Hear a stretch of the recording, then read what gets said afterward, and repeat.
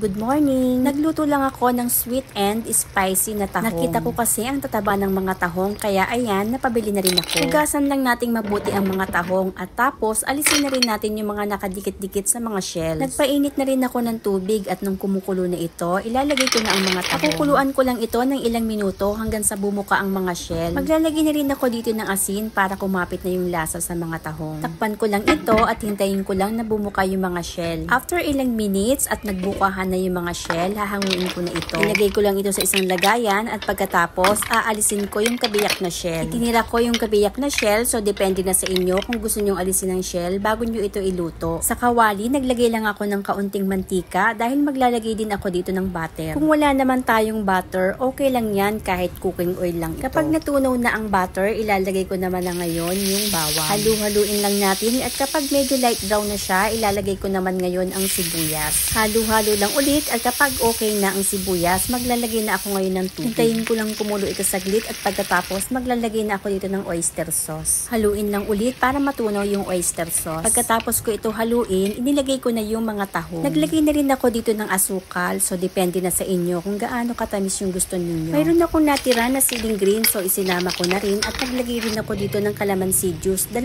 pirasong calamansi lang yung inilagay ko dito. Kung gusto nyo na medyo malapot yung sauce, maglagay lang tayo dito ng cornstarch na tinunaw natin sa tubig. Haluin lang natin ito para hindi magbuo-buo ang ating cornstarch. Chili flakes na lang yung ginamit ko dahil naubusan na pala ako ng siling maanghang. Naglagay rin pala ako dito ng paminta. Nag-add lang ako ng kaunting tubig para hindi masyadong matuyo yung sauce. Mayroon na akong natira na kalahating bell pepper kaya ayan, isinama ko na lang din. Pwede namang wala nito, inilagay ko lang para hindi naman masayang. At pagkatapos ay naglagay na rin ako dito ng kaunting toyo. Ganyan lang kadali ang pagluto ng sweet and spicy na tahong. At dahil luto na yan, maghain na tayo. Thank you for watching. Please don't forget to subscribe.